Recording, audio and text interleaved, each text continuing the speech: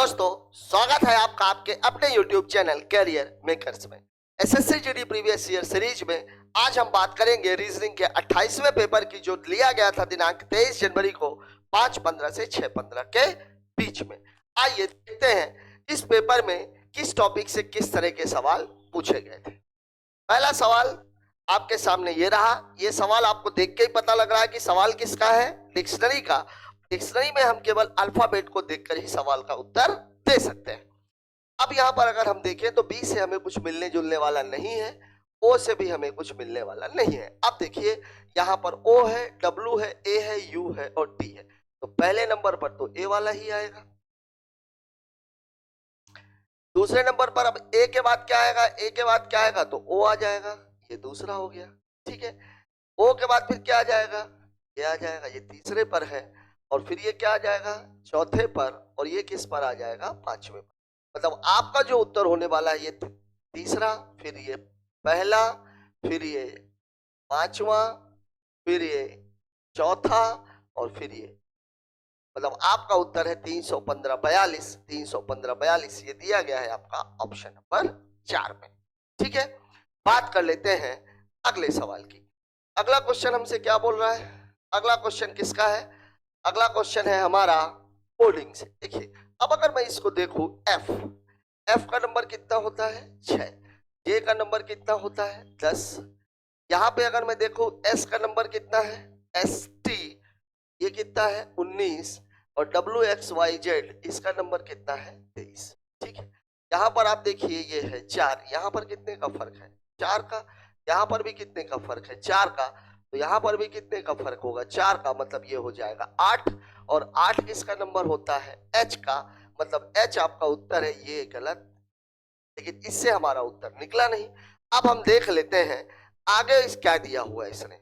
आगे अगर मैं देखूं, आगे अगर मैं देखूं, अब यहां अगर हम देखें, देखिए अगले वाले में कितना है यू का नंबर कितना होता है 21। फिर कितना है जेड का नंबर कितना होता है 26। इसमें अगर मैं देखूं टी 20 और वाई कितना है 25, आई कितना है, यहाँ देखिए 5 का फर्क, यहाँ भी 5 का फर्क, तो यहाँ भी 5 का अंतर हो जाएगा। ये सब 5 के अंतर से मतलब नंबर कितना हो जाएगा 14। बनेगा कितना एन, एच के बाद एन किस में दिया हुआ है, पहले में, मतलब आपका उत्तर हो जाएगा ऑप्शन नंबर 1। ठीक है, बात करते हैं अगले सवाल की। अगला सवाल हमसे क्या कह रहा है, निश्चित कूट भाषा में बस को। जब कभी भी मैंने आप लोगों को ये बताया था, जब कभी भी अल्फाबेट को नंबर के रूप में दिखाया जाए तो आपका सबसे पहला काम ये होना चाहिए कि आप उसकी नंबरिंग करके आप उसका सम कीजिए। ठीक है, उसी के बाद आपको आगे की राह मिलेगी। अगर सम में उत्तर आ गया तो ठीक है, नहीं कई बार पलट के उत्तर दे देता है, कई बार उसमें कुछ जोड़ देता है, कई बार उसमें कुछ गुणा कर देता है।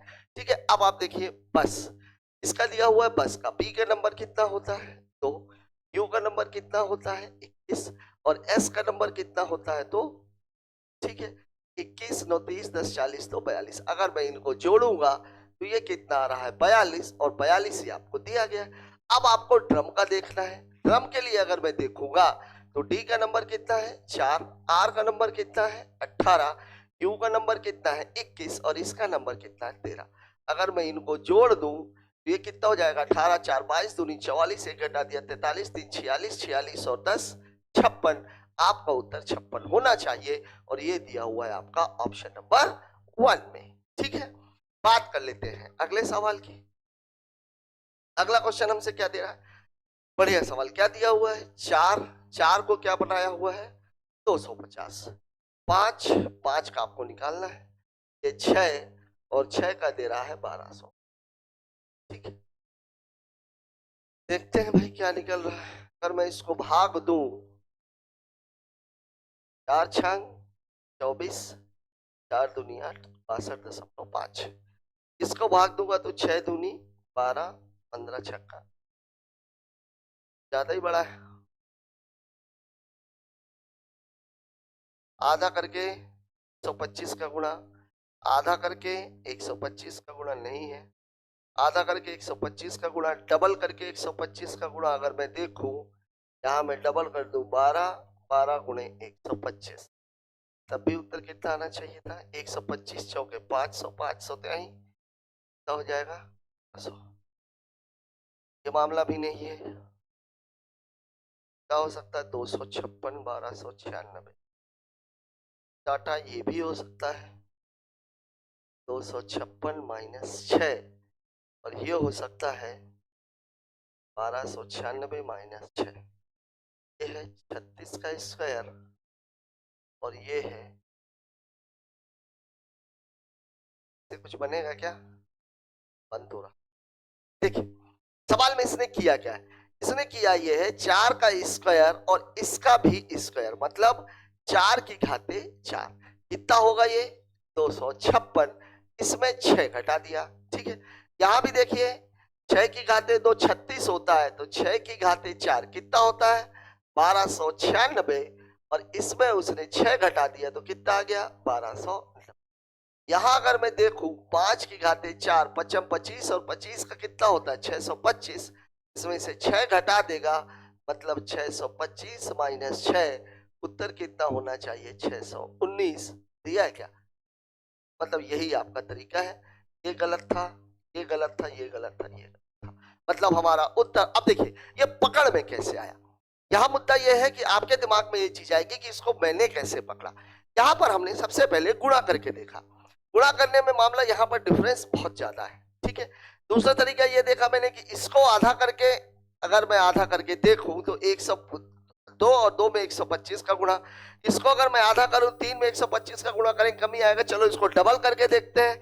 डबल में 125 का गुणा किया तो मामला 1500 हो गया, मतलब ज्यादा निकल गया। अब दिमाग में ये आया, ये जो 250 है ये किसी स्क्वायर के इर्द गिर्द है क्या? तो दिखा क्या? 256 के नजदीक है। यहां मैं आपको बार बार ये बात बोल रहा हूं कि आपको 40 तक के स्क्वायर, 15 तक के क्यूब याद होने ही चाहिए। ठीक है, अब यहां पर हमें दिखा ये 16 का स्क्वायर है और ये दिखा मुझे कि ये 36 का स्क्वायर है। ठीक है, अब 16 के स्क्वायर के नजदीक है तो 16 के स्क्वायर से कितना कम है? 6 कम है। और ये 36 के स्क्वायर से कितना कम है? 6 कम है। अब हमें यह देखना था कि इस 16 का इस 4 के साथ कोई रिलेशन है क्या? तो 16 क्या है? 4 का स्क्वायर है, मतलब 4 के स्क्वायर का स्क्वायर, मतलब 4 की घाते 4 में इसने कितने घटा दिया है? 6।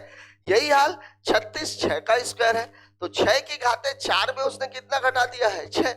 तो अब यहां पर होना क्या चाहिए था? 5 की घाते 4, तो 5 25, और 25 का स्क्वायर 625, और 625 में अगर 6 घटा देंगे तो 619 उत्तर होना चाहिए, और वो दिया हुआ था आपको ऑप्शन नंबर 3 में। तो ये सवाल काफी अच्छा सवाल कहा जाएगा नंबर सीरीज के हिसाब से। ठीक है, इस सवाल को अपने दिमाग में थोड़ा सा बना करके रखिएगा, फिर से पूछा जा सकता है। बात करते हैं अगले सवाल की। ठीक है, अगर मैं इसको देखूं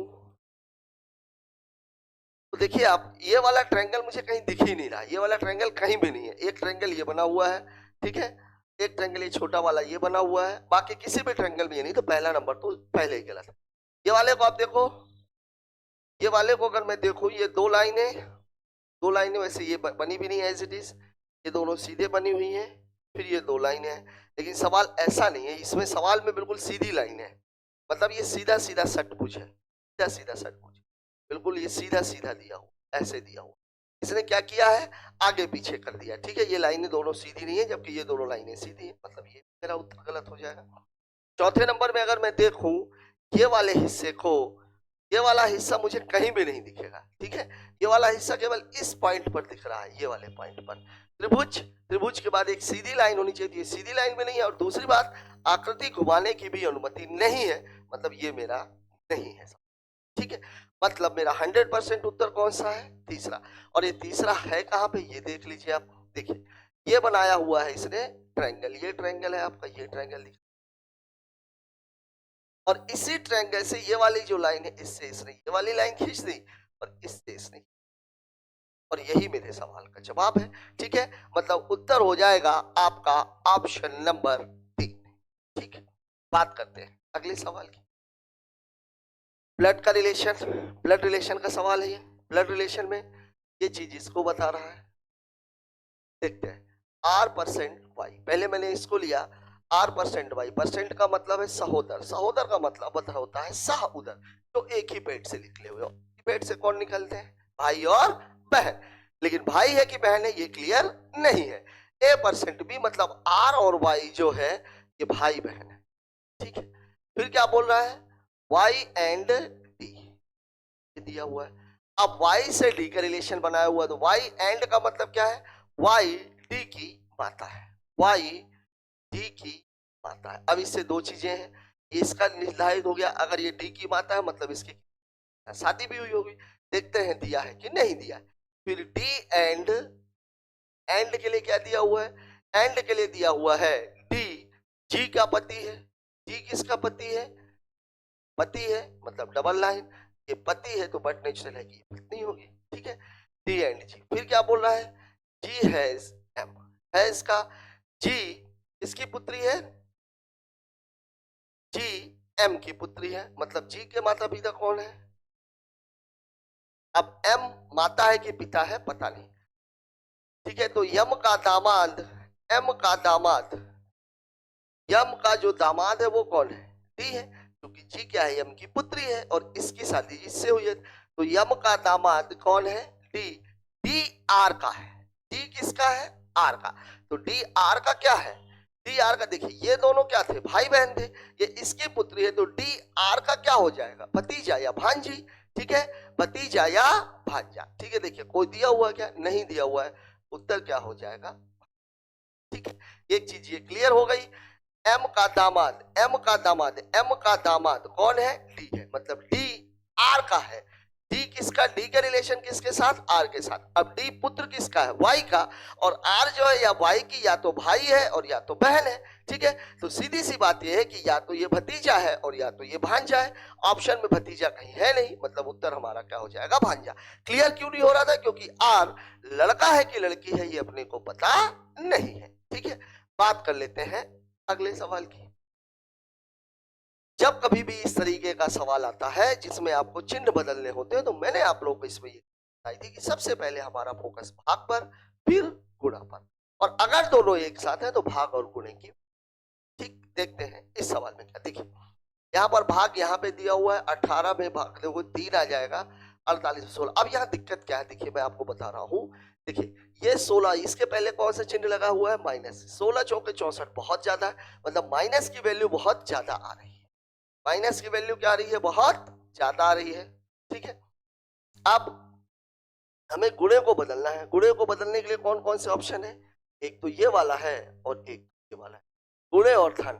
गुणे को अगर मैं धन की जगह पे ले जाऊं तो 24 गुणे 54, ठीक है, और धन यहाँ पे आ जाएगा 24 गुणे 54, तब भी वैल्यु कितनी आ जाएगी? 1000।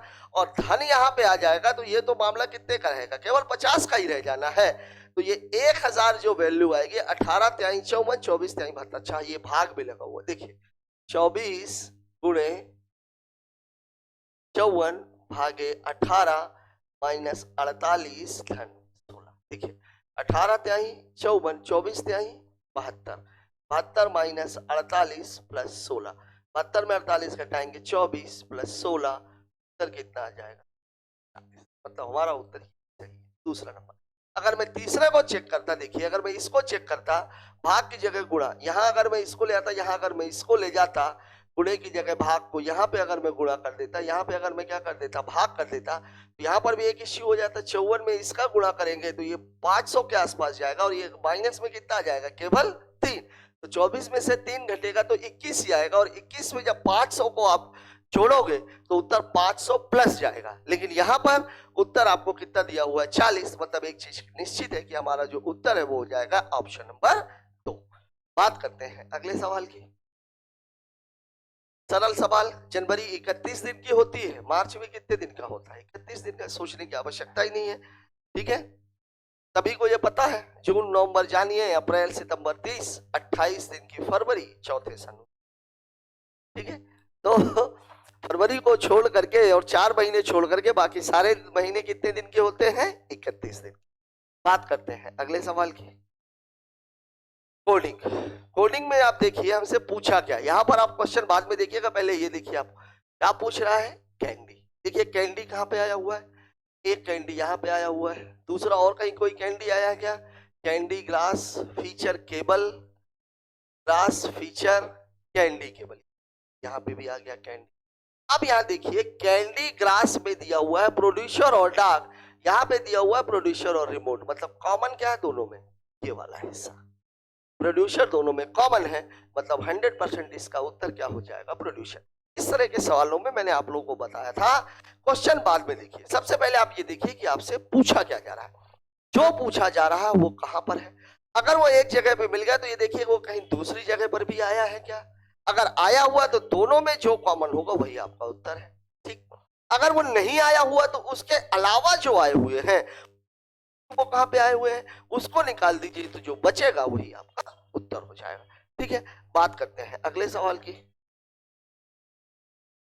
देखिए कितना दिया हुआ है, 286, फिर 131, फिर क्वेश्चन मार्क, 151, 126, 111, इसको घटाएंगे 15, 11, 26, 15 का अंतर है, 51, ये 25 का अंतर है, और यहाँ पर 6 में 1 गया 5, 8 में 3 5, यही अंतर दिया हुआ, मतलब यहाँ पर अंतर कितने का होना चाहिए था, 35 का, यहाँ पर अंतर कितने का होना चाहिए था, 45 का। देखिए कैसे 10 10 10 10।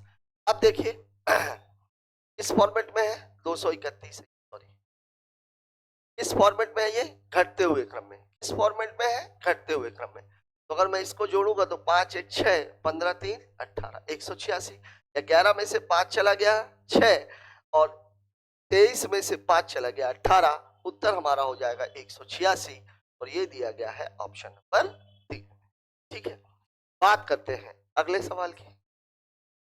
अगला सवाल हमारा किससे है, अगला सवाल है हमारा नॉन वर्बल रीजनिंग। यहाँ देखिए 1 से 2 3 4, अगला क्या होना चाहिए 5, यहाँ कितना 3 और 3 6, नहीं होगा, 3 और 3 6 नहीं होगा, 1 2 3 4 5, 1 2 3 4 5, इन दोनों में से कोई एक उत्तर है, ठीक है। फिर ये देखिए कितना है 5 4 3 2, एक होना चाहिए, एक यहाँ पे भी है, एक ये भी ठीक है। फिर देखिए प्लस, एक खाना राइट हैंड में खसका गुणा, फिर एक खाना राइट हैंड में खिसका प्लस, फिर एक खाना राइट हैंड में खिसका गुणा, अब एक खाना इधर जाएगा, मतलब इस जगह पे क्या आना चाहिए, प्लस, प्लस गुणा प्लस गुणा प्लस, इस जगह पर प्लस होना चाहिए, इसमें दिया गया है इसमें, मतलब उत्तर कौन सा हो जाएगा हमारा, ऑप्शन नंबर 4, ठीक है।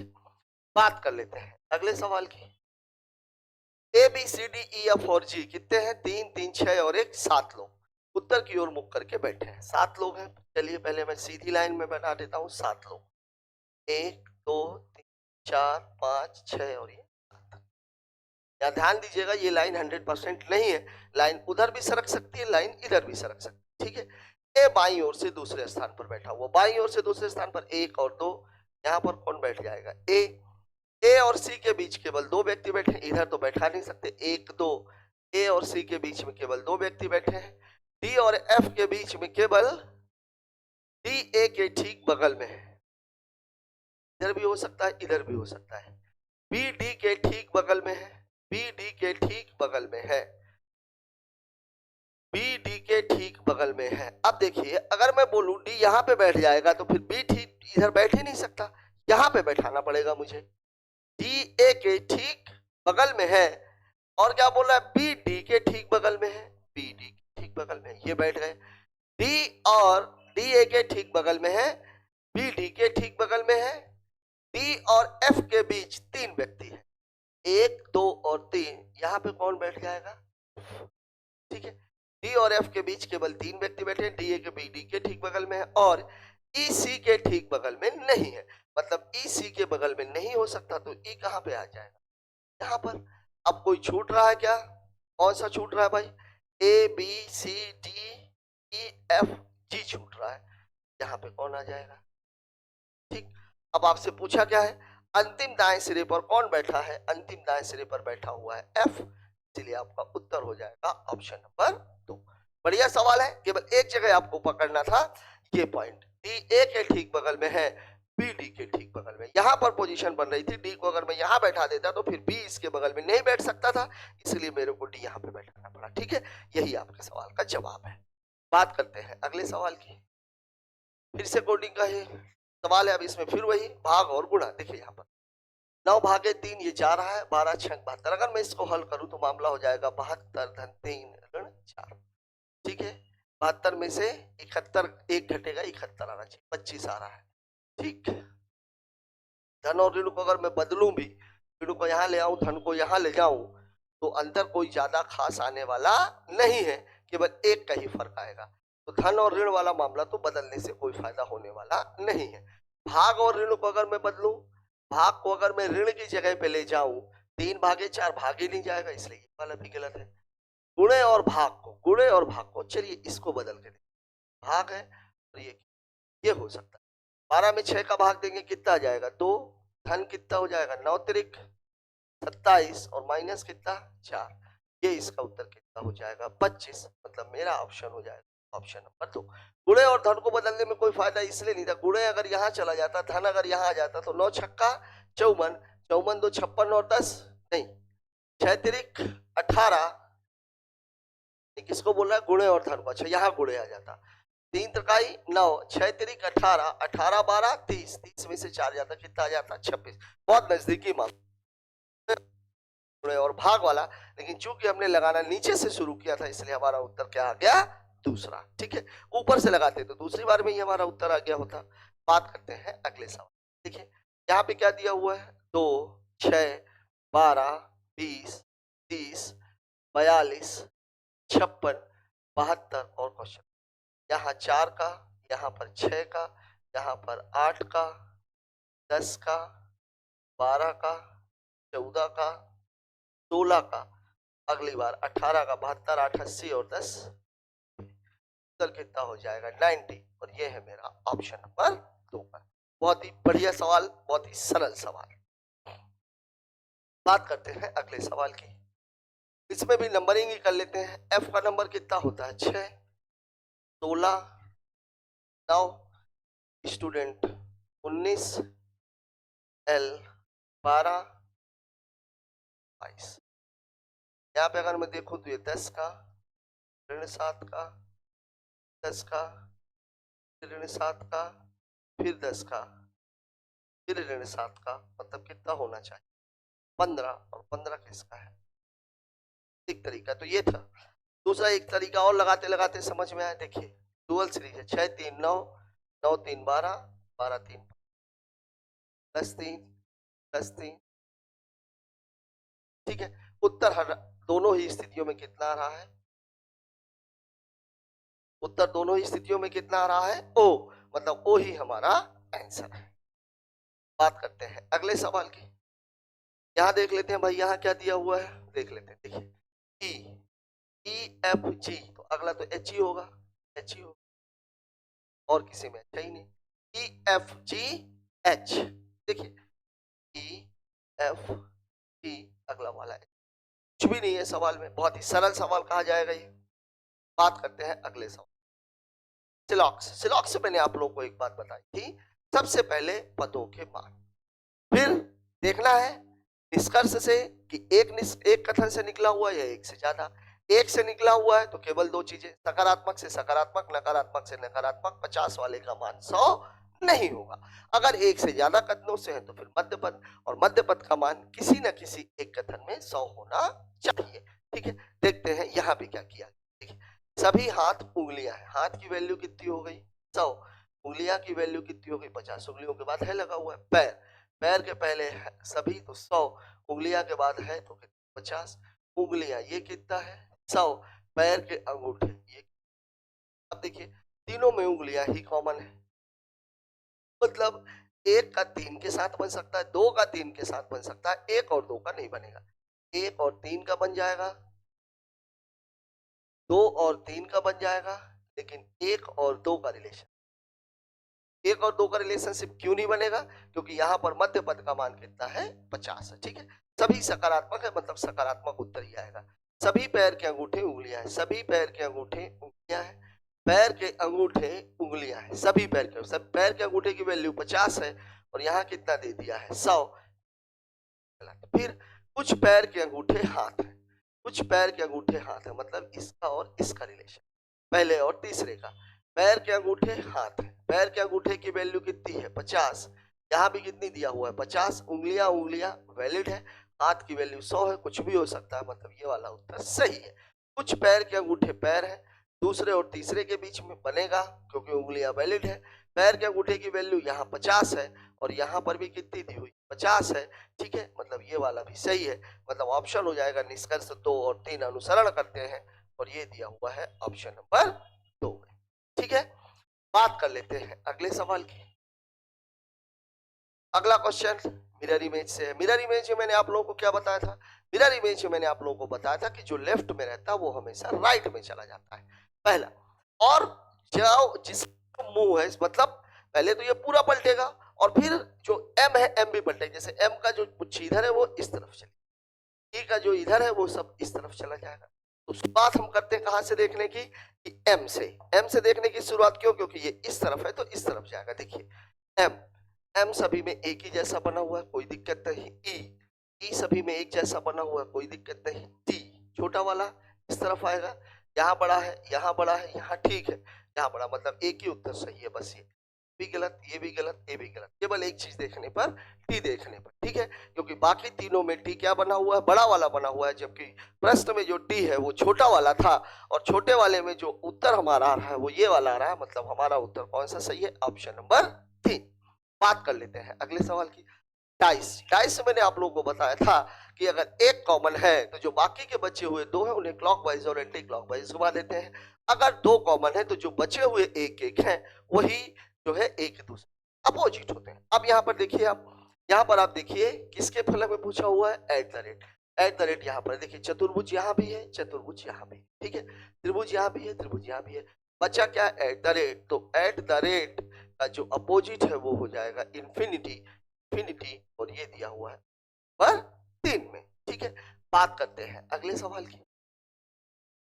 3 और 3 6, 6 लड़कियां हैं, वृत्ताकार में बैठी हुई हैं। ठीक है भाई, बैठा देते हैं, बैठाना है 2 4 6। ये वाला क्या रहता है? इधर जब जाते हैं तो ये क्या होता है? बायां। एल इस तरफ जब जाते हैं तो क्या होता है? दायां, राइट। ठीक है, अब देखते हैं एस आर के बाईं ओर तीसरे स्थान पर। आर के बाईं ओर, आर हमने यहां बैठा दिया, बाईं ओर है 1 2 3। एस आर के बाईं ओर तीसरे स्थान पर है। पी आर के दाईं ओर ठीक बगल में है, पी आर के दाईं ओर ठीक बगल में है। ठीक है, दाईं ओर ठीक बगल में है, और डी के बाईं ओर ठीक बगल में है, डी के बाईं ओर ठीक बगल में है, मतलब पे बैठा हुआ है। ठीक है, एम आर के बाईं ओर है, एम आर के बाईं ओर ठीक बगल में है, बैठा दिया। के एस के दाईं ओर ठीक बगल में है, के एस के दाईं ओर, मतलब के यहाँ पे बैठेगा, के एस के दाईं ओर ठीक बगल में, सभी तो बैठ गए, ठीक बगल में है, और एम के बाईं ओर ठीक बगल में। ठीक है, यदि डी और के अपना स्थान बदल दें, मतलब डी और के अपना स्थान बदल दें, मतलब डी की जगह कौन पहुंच जाए? के, और के की जगह कौन पहुंच जाए? यदि के और डी अपना स्थान बदल दें तो इनमें से कौन डी के दाईं ओर, इनमें से, सॉरी एस तो रहेगा, एस तो वही रहेगा, ये बदलेगा।